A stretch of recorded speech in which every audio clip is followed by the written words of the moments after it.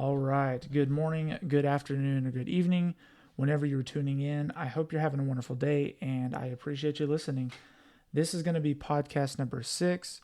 So if this is your first time listening, I hope you enjoy it. And if you've listened before, thanks for coming back, and I really appreciate the support.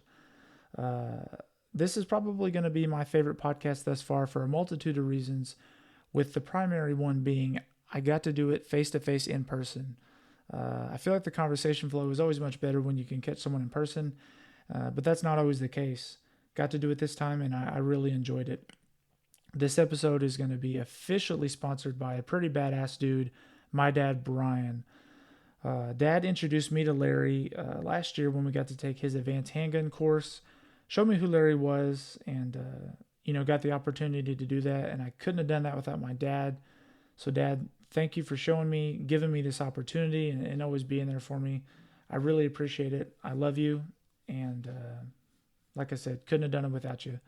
And of course, I have to give a shout out to my mom, Tony, who is always there for me, supporting me no matter what I do. Mom keeps telling everyone on Facebook that I'm going to be the next Joe Rogan. So got big shoes to fill, according to my mom. But thank you for all the support. I couldn't be here without either of you guys, and I love you, and I really appreciate it.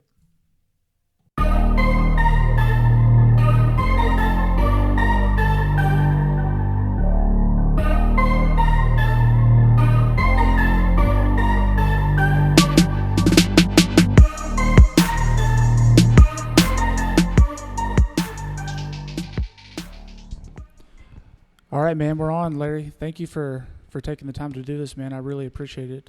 You're welcome. I want to say thanks for the class, too. This is my second year. My dad introduced me to you, and it's been a lot of fun. Good. You didn't lie about putting me out of my comfort zone, I'm going to be honest, because I don't shoot a whole lot, but it's been good. I learned a lot, man. I really appreciate it. So. Yep. I saw you were shooting a SIG P320. Yep. Yeah, they really starting to see a lot of them in classes.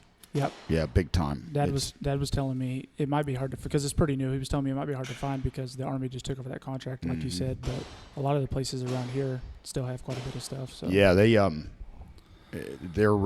become the number 2 most popular gun I've seen in my classes after Glocks. I remember you saying it's usually a 50-50 split now. So yeah, a lot. Well, in this class there was actually more P320s. Yeah. So hey, dude, this is your first class back since COVID, right? No. No, actually, I've had a couple since COVID hit. I had 3 classes canceled because of COVID, and then I ended up doing a class down in Houston. Oh yeah, that's right. But I've had a couple now back since COVID. I've got to cancel one next week because it's up in Connecticut, and you have to self-quarantine if you go up there from North Carolina where I live, which I'm not going to do. So I had to cancel that class. Yeah, you're not from North Carolina, are you? I'm originally from Ohio. I ended up down in North Carolina because I was down there in the Army. Yep. And then I ended up marrying a North Carolina gal, so we ended up staying there. So I've been in North Carolina, actually, as long as I was ever in Ohio. So are you Southern or Northern? Northern. North Carolina and Northern. Okay. Yeah. Real close to the South Carolina border, though. Yeah. Well, dude, most people who follow you know a lot about you, so I kind of wanted to pitch some things to people who may have no idea who you are, because people who are maybe newer to the gun community and whatnot. So kind of give us a short glimpse of your story and what you're about and where you came from. So well, my dad was a World War II vet, so it kind of stuck in my head to go in the military.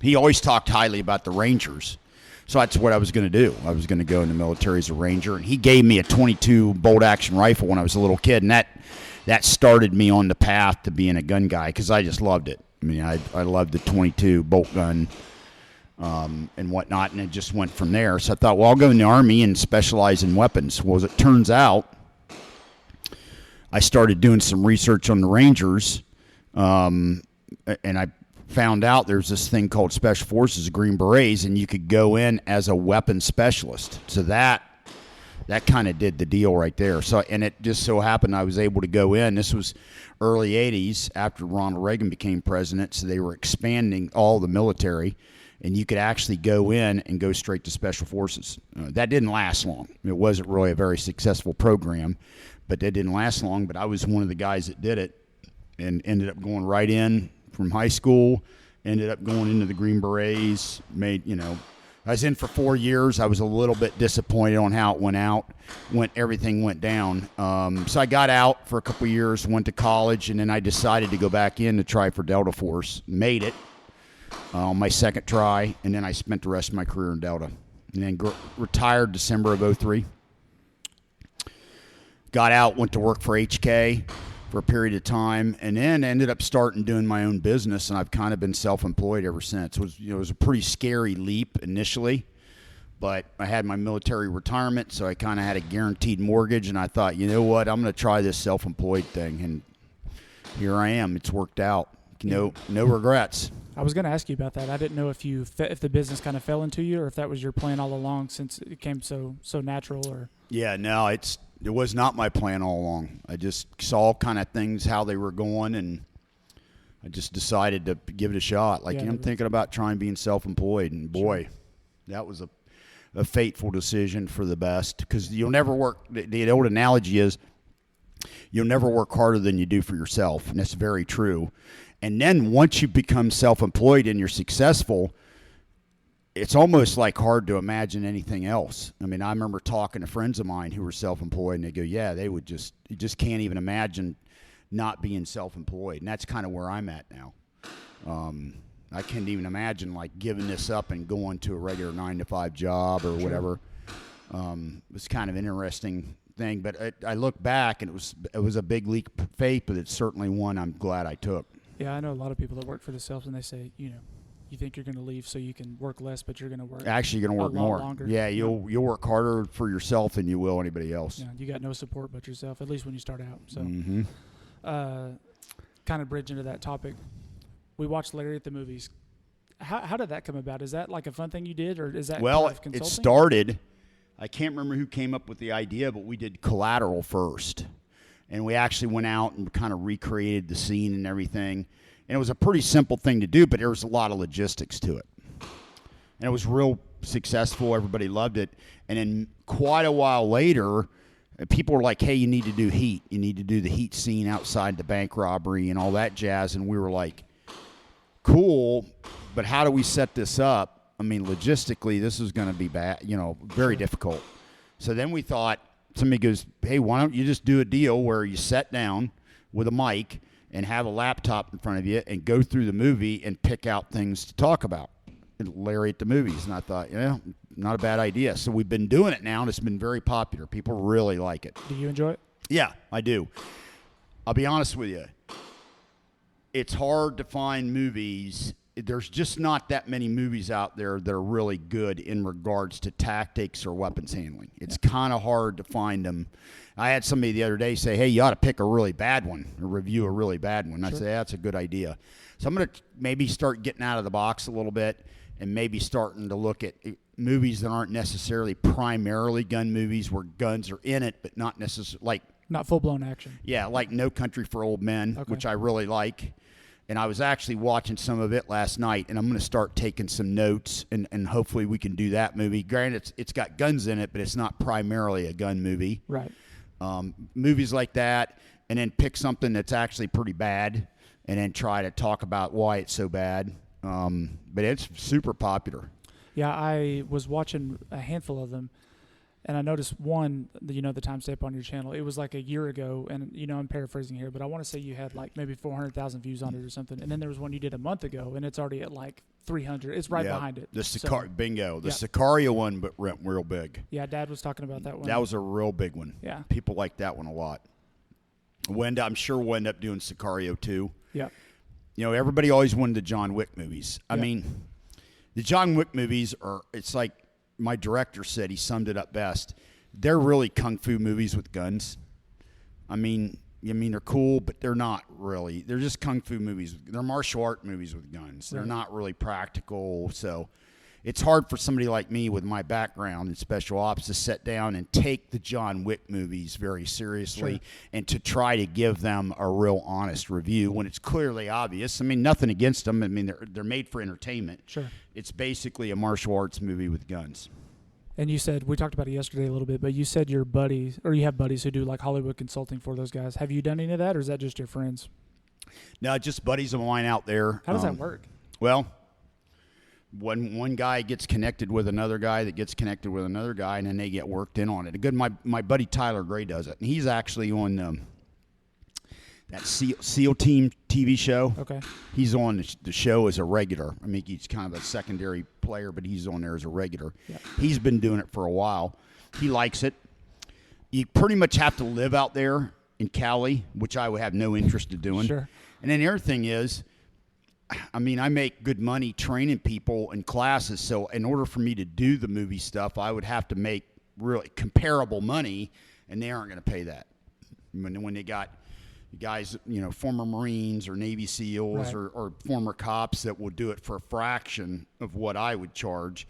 And to be honest with you, the average person watching the movie wouldn't know any difference between somebody that I trained or somebody that an LAPD retired cops trained. So it's just not, and I don't live in Cali. So you add that up, and no, I've never done for the movies. At one time I was thinking about pursuing it, but once I dug into it, I waved it off. Yeah, so you're just doing your Larry at the movies. Dude, I got plenty. Sure. I've got plenty of things going on without pursuing that. What were you doing during the pandemic? I know you said you were locked in at home going crazy, so did you do anything different, or what'd you do? Because you're normally a physical guy doing training classes and being out and about, Yeah. so how did that work? Well, I was forced to kind of slow down a bit. It just, I'm usually a busy guy, and I'm planning doing other stuff and whatnot. I didn't do a lot other than relax. And to be honest with you, trying to relax for a long period of time is not very relaxing. Sure. I mean, you kind of get cabin fever. I had to cancel 3 training classes. We did a little bit of filmed a little bit for my YouTube channel. Honestly, didn't do much other than relaxing, which, like I said, that gets a little old. And so what do you got planned for the next 6 to 12 months? Picking classes back up again, doing my classes as best I can. Hopefully they'll fill in different places, like the classes up here filled great. With COVID and whatnot, it's hard to really get a handle on where you're going to be able to go do classes and where you're not, where they're going to have restrictions and where they're not. Just trying to pick up my training schedule as best I can and kind of piece it back together since COVID kind of wrecked it. Yeah. You said something in class the other day, and I want you to say it again you said there's more handguns currently now than there was at the height of World War II. Is that correct? No, in the U.S.? Ammo consumption. Okay. Yeah. I talked to some friends of mine, and they told me that ammo consumption in the United States now is in excess to the peak of World War II. There's more ammo being consumed in the civilian and law enforcement and military, for that matter, but mainly civilian and law enforcement market than at the peak of World War II. And why is that? You have more people shooting than ever before, and then they're shooting more. When I was a kid, people would go to the range. A lot of shooting was 50 rounds or whatever. I mean, the concept of people going out and taking training classes or shooting competitions and shooting 200, 300, or 400 rounds in a day, it just didn't happen. I mean, it just didn't happen. So now it's a lot more common. Oh, yeah, it's just a lot more common. Back then, people would go out. If they shot a box or 2 of ammo, that was a lot of shooting. Or they'd go out and they'd sight in a hunting rifle.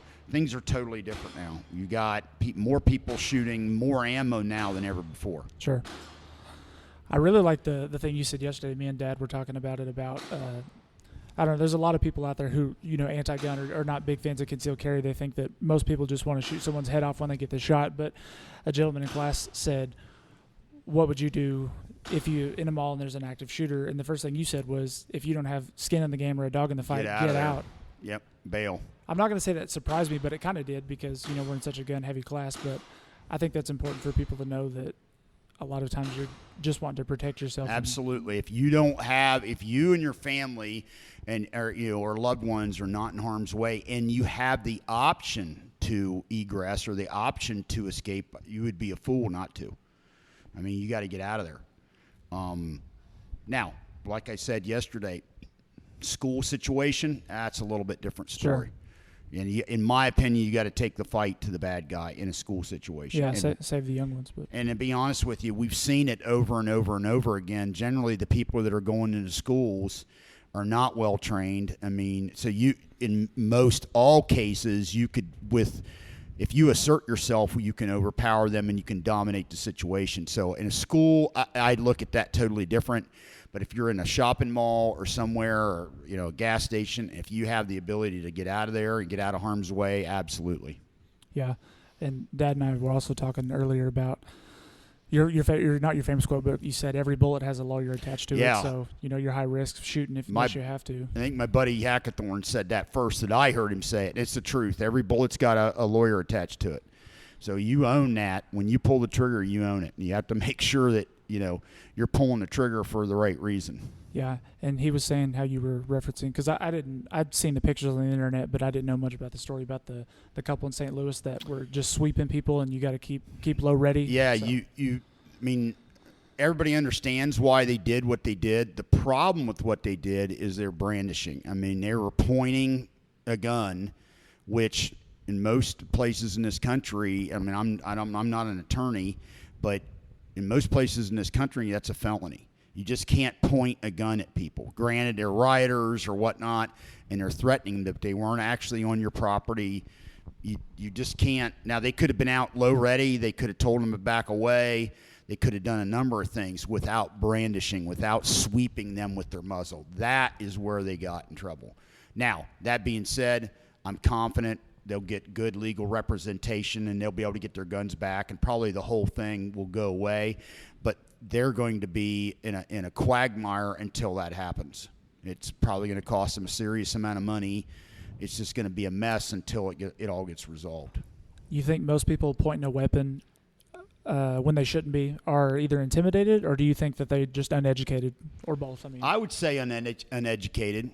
And if you understand, if you can sit down and get educated, and hopefully if you're carrying concealed, you've had training or you've invested enough time to look at the situation and go, you know what? If I pull this gun out, this is a big deal. Just bringing it out of the holster is a big deal. Obviously, you're carrying it for a reason, but you need to understand the responsibilities go with that. And if you arbitrarily point the gun at people, I mean, you got to make sure you're doing it for the right reasons. To intimidate or scare them or get them to back away, you don't need to be doing that. I mean, you can get in serious trouble over that stuff. Yeah, absolutely. I mean, it makes sense. It's kind of I'd be scared to death when I had to point a gun at somebody. So yeah, you got it. I mean, it's there for a reason, but you got to, those people were a perfect example. They if they would have brought their pistols out or their firearms out and had them at the low ready and not point them at anybody, they probably would have a completely different result. But they swept the crowd. They were pointing at people, and I understand why. Sure. But it doesn't mean that was the right thing to do. Yeah. Well, you're super consistent, obviously, with your experience and things you tell us. But I vividly remember both classes I've taken a year apart. You said, especially with people filming stuff nowadays, if you're in a Walmart parking lot, even if you were trying to pursue someone that's needed, keep low ready until you have to, because if someone catches you, it looks a lot better in defense mode instead of being. Fortunately, I'm affiliated with CCW Safe. I'm a brand ambassador with those guys. They are a membership plan for people who carry concealed. It's not an insurance-based thing. It's a membership thing. It's a different animal. It's set up differently. So therefore, they're not running into problems in New York and these other places where they're being shut down because it's murder insurance. CCW Safe is not that way.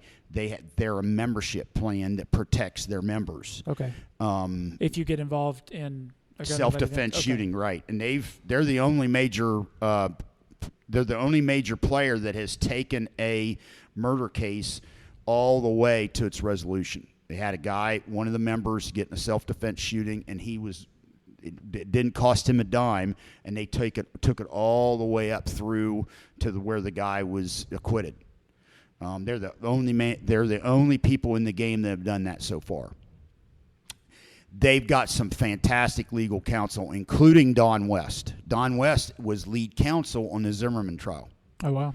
So the guy is just razor sharp, and I've had some long talks with him about what makes sense and what doesn't, and just information for me I can use in my training classes. So when I regurgitate a lot of that stuff, it's stuff that I've gotten from Don in Q&As that I've had with him. And that was certainly, his thing was, you got to look what is in the eyes of the reasonable man, in the eyes of a person who's on the jury, who's not a gun guy, probably doesn't carry concealed. He, works at, the local hardware store, or he's a construction guy, the eyes of the reasonable man, what was a reasonable thing to do? You need to be looking at it from that perspective. When you're standing in front of a jury and you got to defend why you're doing something a certain way. Yeah. I've heard some horror stories, too, about guys in the military even being overseas and having to defend themselves for shooting. Did you see any of that in your own time? No, with friends of friends? Or? Not when I was there. Fortunately, I didn't have any of that. I can believe it. So you think it's a generational change? I think, yeah, things have went too far in that direction. There's reasons why that's happened. I don't necessarily agree with it, but there are reasons why that kind of stuff has happened. Yeah, and in the U.S., of course, you got to be very much aware of it. Yeah, it's that carrying a firearm and bringing it out of the holster comes with a tremendous amount of responsibility. You basically have to do everything that a reasonable man would do. You have to do everything that makes sense in those circumstances to prevent having to take somebody's life. Yeah. Hey, man, this is way off topic, and you may have no idea, but it just made me think about it, talking about that. So there's a lot of information out there, no matter what you're doing, reading, anything. So when American Sniper came out, watched the movie, read the book, followed into that, years down the road, I see these, it's like not a 30 for 30, like a Dateline interview or something. I don't even know much about this guy, but I think it's Jesse Ventura. Mm-hmm. Comes out and speaks out and says that apparently Chris Kyle stole his story and he fabricated and punched him in a bar. Do you know anything about any of that down to the truth? Because he came out and just blasted him. I don't know of any personal knowledge of any of it. Yeah. I don't have any direct personal knowledge. Sure. What I have heard is some of the stuff that Chris Kyle put in the book was sensationalized. That some of the things that he put in the book as being fact were not 100% on how things happened. I heard the Jesse Ventura thing was definitely one of them. So Jesse Ventura was right? Yeah. I mean, I want to say Jesse Ventura sued his Kyle, foundation. or the Chris Kyle estate, and he won. Yeah. I think that's what happened. So from what I understand, the Jesse Ventura thing is not true. Also, the story where he, I believe, there was an attempted robbery at a gas station in Texas or something. Okay. I haven't read the book.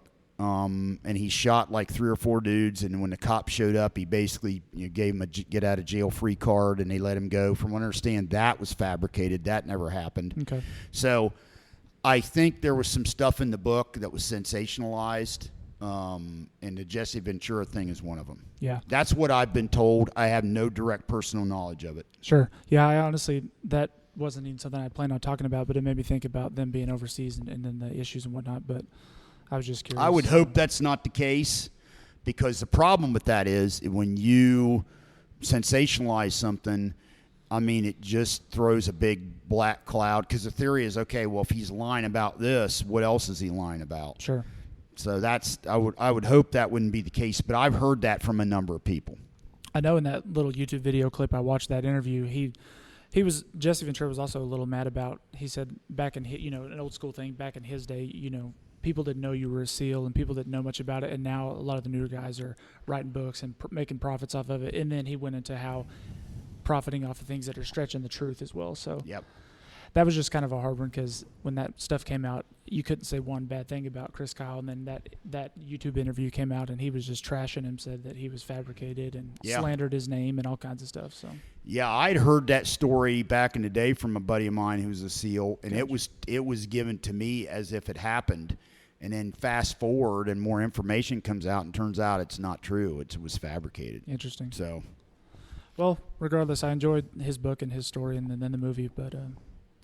The movie was hugely successful. Yeah, it was. I enjoyed the book too, but I got a couple of buddies who are followers, and I had asked them if they had pitched anything to you to ask, if you don't mind. But these are some sporadic questions, but from my buddy Dan Jones, who's a former law enforcement, and he's an attorney, or he's a lawyer now, but he lost a lot of weight too. He was interested. He said, talking about CrossFit, about your video and CrossFit, losing weight and get back in shape. You still onto that? How is that going? Well, we moved recently, yeah. So me doing CrossFit is kind of went out the window. If anybody knows anything about moving, it just turns your life upside down. Now, when the dust settles, I hope to get back to it. Yeah. I enjoyed it. One thing that I did learn, and it's a tough pill to swallow, is you're not 25 anymore, and you got to be able to scale what you're doing to your age, because you can hurt yourself. You can get hurt doing it. So you gotta be smart about doing it. You gotta remember, hey, you're twice that age. You're not. So you see some of the stuff that the younger participants are doing. You got to kind of tone that down. I had to learn that the hard way. I think a lot of people have learned that. Yeah, that's why CrossFit's good though, is because you can, there's 17-year-olds in there, and then there's people in their 60s, and you're doing the same workout, but you're modifying it and scaling it, and it's not like showing up to a Planet Fitness and you have no idea what to do. You kind of got the coaching. Yeah, I enjoyed it. I just got to get back to it. I mean, since we moved, it's been horrendous. Yeah, no, I definitely understand. Moving is not fun. No. Shooting the Browning bar. Is it bar? B-A-R? He said, is it awesome as it seems? Well, it's cool to shoot. It's really a World War I gun that was carried over to World War II. When you look at its equivalent in the Bren gun is actually a much better gun. Bren gun has a quick change barrel. It's just a much better weapon for what it is. BAR's cool gun, very historic gun, but it was a gun that was really designed for World War I per se, and it didn't really transfer over to World War II that great. The gun certainly got the job done, but it's a good example of us going to war with the guns we had, not necessarily the guns we needed. The Thompson submachine gun's a good example of that too. We went to war with the Thompson submachine gun, which was the gun we had, not necessarily the gun we needed. Yeah. And this last question, you've probably been asked thousands of times before now, and you could go down a rabbit hole forever, but he's former law enforcement, so he asked, do you have any advice for law enforcement followers given the current environment in our country? So you could take as long or as little you have for that. I would just say, just two things. Keep in mind that no matter what you're doing, somebody's filming you. Sure. So you need to be, that's brand new. When you got that uniform on, somebody's filming you no matter what you're doing. So you just got to keep that in mind and fully expect it to come back to haunt you. I would tell you that's the number one thing. And then, unfortunately, you just got to, if you see something wrong or you see a cop that is a bad cop, you got to call them out. You have to. Because if not, what will happen is like what happened in that George Floyd situation. What that cop did on George, putting his knee on George Floyd's neck for 8 minutes, that was terrible. Sure. There's no one that thought that was. So my guess is that guy probably identified himself as being less than a good cop, and he really, you got to police your own. You got to police your own. So if you see somebody that doesn't need to be on the job, you have to call them out, and you have to take action, because what can happen is exactly what happened in that case with George Floyd. That was way out of line. Yeah. That was way out of line. Yeah, without going too far off the deep end on that, I thought it was real disappointing that the guys with him didn't say anything. Absolutely. At all. Not even a, hey, man. Take your knee off him. That's unnecessary. That was terrible. Yeah. It was absolutely terrible. Now, unfortunately, what happened after the fact with the protests and things got out of hand, what happened to George Floyd and the message there and the lessons that were supposed to be learned completely went out the window. Yep. Because nobody can sit there and justify the stuff they did after the fact. It wasn't about George Floyd. It was about anarchy. Yeah. And for whatever reason, I don't add fuel to the fire. I don't think that, people being unemployed and locked up for 2 months, caged up, being told what to do the whole time helped either. It may have not. I agree with that. Yeah. I agree with that 100%. Yeah. For sure. A lot of the hot talk is that the police, well, one, are underpaid, and two, they get little to no training. Yep. Agreed on both counts. I don't know where people go from that, but, not even with a weapon, but just de-escalating a situation and whatnot. Yep. So. Oh, yeah. You're 100% right. You got a guy out there that really has not been trained to the standard he should.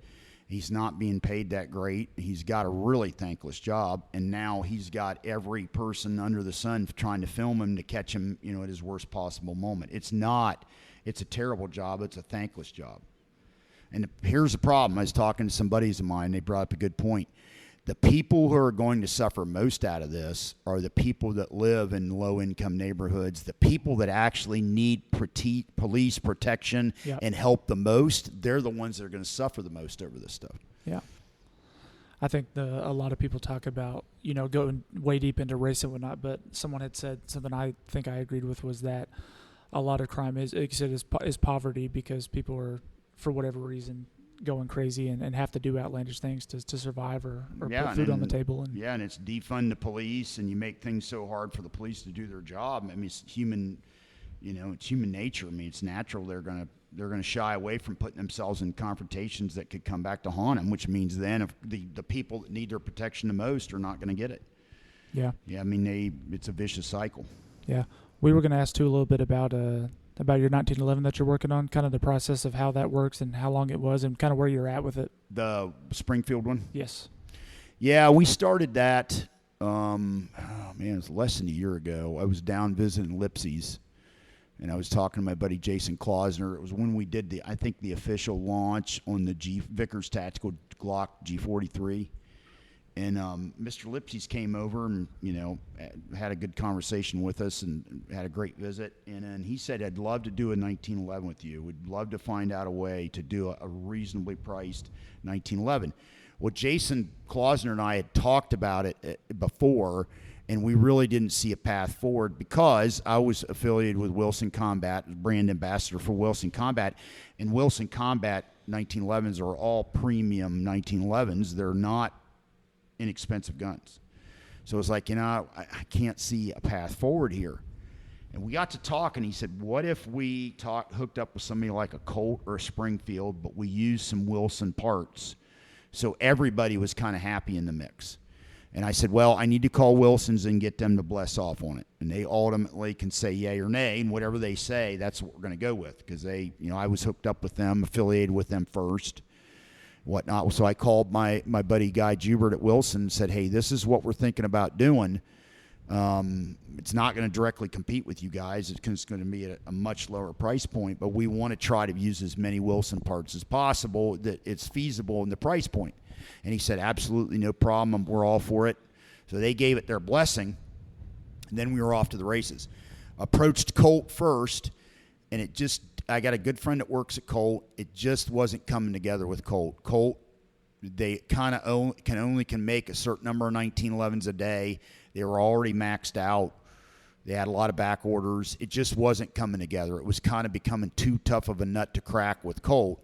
And we already started thinking about going to Springfield. And even my buddy at Colt said, you know what, I hate to turn down business, but you might be better off calling Springfield. So we called Springfield, and they were all for it. And I've had a long relationship with them. I got friends that work there. I'm buddies with Rob Latham. I do joint classes with Rob. So that was a no-brainer. Called Springfield, and they were all for it. And so then we just had to come up with the particulars. And one thing that we were real sticklers on, and Lipsy's really hammered this home, is the price point. This gun cannot be too expensive, because if we do, it's all going to be a waste of time. So that's where that $14.95 price point came in, and it's been universally praised. People have been blown away by the 1911 you can get for that price point. So that was a home run. We stuck hard to the price point, and it's been a home run. The guns sell out like immediately. Lipsy's gets like 100 a month. They've only been released now for a few months. Lipsy's gets like 100 a month. As soon as they show up, they're gone. Generally, there's already pre-orders for them, and literally the day they come in, they're gone. And I anticipate that, especially with the way things are in the gun industry now, I anticipate that to continue into the foreseeable future. They've been a big success. It's a great gun for the money. Hopefully, if it continues and everything is looking good, we'll be able to add different models to it, different 9mm models, maybe a Commander model. So that's what we're hoping. We just started with a classic 5-inch 45 ACP, barrel bushing, all steel gun, no light rail, just kind of the classic 1911. That's where we started. Our intent is to do more models, but that's why we started there. So pretty much everybody that knows about you or gets to you, finds you, takes your classes is obviously pretty advanced. For some people that might listen or tune in, what would you give some basic 2-3 pointers from somebody who's just starting out, somebody who's like, hey, I want a handgun, I want to protect myself, maybe conceal carry.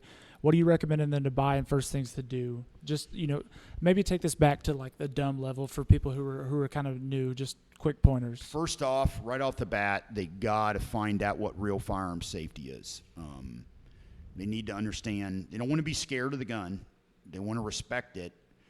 And they need to understand what firearm safety is. I just did a video recently on what I call the LAV, Real World Firearm Safety Rules. And it's basically the classic 4 safety rules that the NRA uses, or Jeff Cooper came up with or whatnot.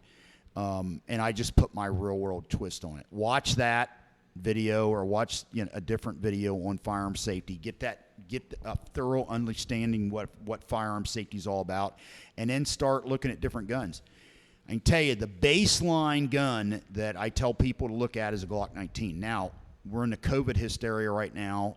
Any double-stack 9mm, including a Glock 19, is going to be hard to find. They sell out almost immediately. But what I tell people is, under normal circumstances, is you'll never regret buying a Glock 19. You could own 10 guns or 1,000 guns, and you'll never regret owning a Glock 19. It's a great gun to start with, and then kind of go from there. You may need to go to a rental indoor range, try a few different guns. You may need to go in there and shoot a 22 at first, to kind of get past some of the issues for recoil and muzzle blast and whatnot. And then look to see if you have a local trainer, somebody who's got some experience that you can talk to, people that have taken training with them, maybe former law enforcement, somebody that can give you the basics, can take you to the range, spend a half day with you or a day, and give you the fundamentals on how to present the pistol to the target, sight alignment, trigger control, that kind of a thing. So I would tell you, first off, study what firearm safety is really about in the real world.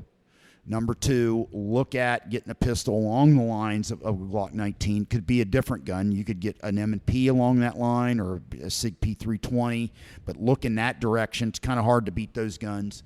And then look at somebody local who can give you some good basic firearms training.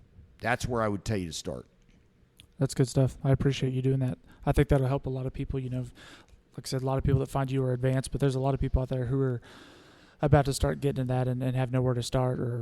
Yeah, absolutely. Got a couple more personal questions for you, then I'll probably let you go. I know All I've right. taken your time, if you don't mind, but you live and breathe, you're training your guns and weapons. What do you do on your free time? We're taking no weapons away. What are you doing when you've got some downtime? Kind of hanging out with the family, watching some old movies or whatnot on my iPad, on Netflix or Amazon Prime. Different movies that I like, different TV series that I like. Big fan of Breaking Bad. Oh, yeah. Watched it, yeah. I'm actually going back through it again. I just started it again. Did you like the movie they put out? Yeah, at the end? I was pleasantly surprised. I was very hesitant that movie El Camino, I just thought, you know what, they should probably just leave it alone. You know what I mean? But I thought so too. But honestly, it was better than I thought it was going to be. Yeah. I enjoyed it, and it was better than I thought it was. I need to go back and rewatch it. I've only watched it once. And I like to watch new stuff that, like Chernobyl, I thought was phenomenal. Probably the best thing I've ever seen in my life. It was unbelievably good. So I'm always looking for stuff like that. Ozark was a good series, very good. Parents are big Ozark fans. What's that? Parents are big Ozark fans. Oh, yeah, Ozark's very good. I like it. So just kind of stuff like that, or some old classic movies that I like. I like No Country for Old Men. Just some old stuff like that. That's one thing I like to do to kind of unwind and relax in the evening. Kind of hang out with the family, that kind of stuff. Yeah. When I'm not fully immersed in the gun industry or Sure. the gun community or whatnot. Did you dip into Better Call Saul off of Breaking Bad? A little bit. I kind of tapered off on it about season 2. I don't know. It just didn't quite grab me like Breaking Bad did. I probably now should go back and revisit it. But I watched the first season and kind of gave it a mediocre rating, and I started the second season, and I don't know. I probably need to give it a fresh look. So my brother and I talk a lot about buying a luxury watch. if it's worth it, what it is. And I know you're a Rolex guy. You talk about. I don't know if you have a lot or not, but you're a fan. You say so. Could you sell me on a Rolex and why it's worth the money? Well, I've got a couple. I used to have more, but I've actually sold a few of them. I've got a couple of them. The first off, they hold their value very well. That's what Dad says. Very well. I mean, better than any brand that I'm aware of. So they really hold their value. Two, they're a rugged, reliable watch. They have a reputation for being very rugged and reliable. Three, they have a history to them. They go back to World War II. There's history. If you do some research, there's some World War II history on Rolex. So there's a lot of history to the brand.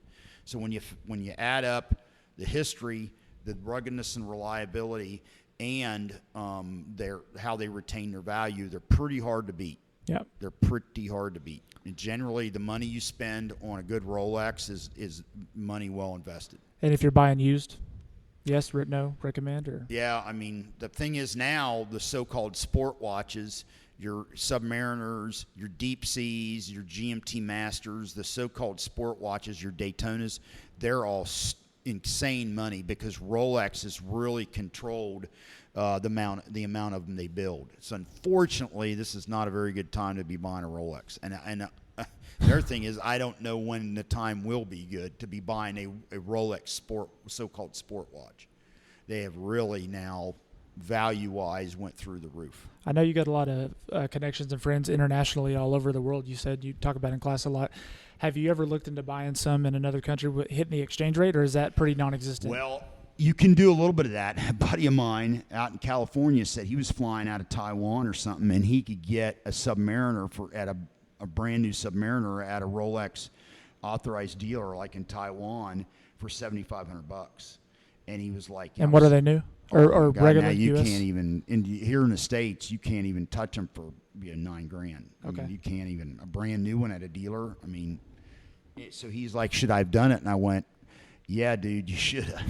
He goes, well, how do I know if it was fake? And I said, well, was it at a Rolex authorized dealer? And he said, yeah. And he goes, well, then it's not fake. And I said, man, that was not smart. You should have bought that watch. Bare minimum, if you didn't want it, you could have came back and sold it and made some money on it. Right. Bare minimum.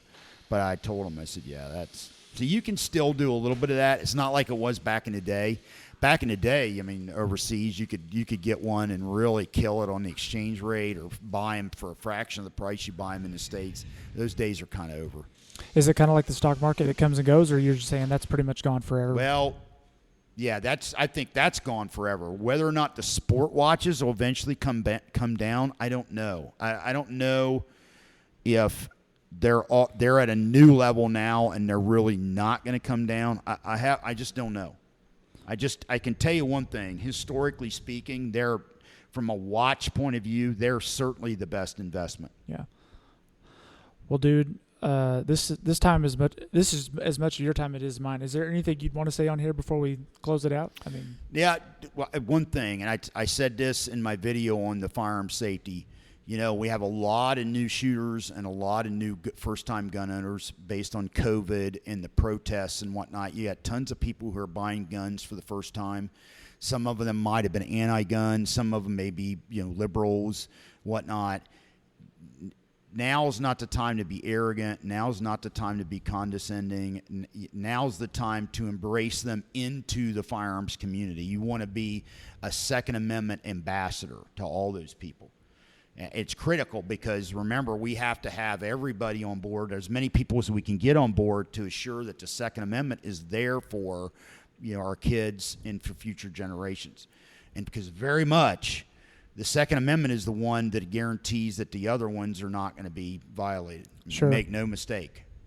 The Second Amendment is there for that purpose. So it's critical. And so when you have these new people, we have more new people now than any time in history buying guns. This Sure. COVID thing, in the first 6 months of 2020, there were more new shooters and more new gun buyers than any time in history. You need to welcome them to the family. Yeah, you need to be a brand ambassador. It's a whole different comparison, but that makes me think about when you're working out and you're in shape, and then you got someone New Year's Eve coming in, super chunky, trying to lose weight. Don't make fun of them. Exactly. They don't know That's what right. they're doing. They're just trying to get in there and get better. Everybody starts somewhere. Yep. That's right. That's good stuff. Any questions? You guys good? Well, Larry, I really, really appreciate it, man. You're welcome. I know it's a cliche statement, but truly thank you for your service. I think sometimes, it's kind of hard to notice what you've done for the U.S. unless you talk about it in depth. And thank you for, all the knowledge you've given me in the classes and the time. And it's really been great to chat with you, and I really do appreciate it. You're welcome. Have a good one, man. Stay safe. Yeah, man. We'll keep in touch, and I'll get you this as soon as I can cut it. So. All right. Thank you. Yes, sir. Have a good one.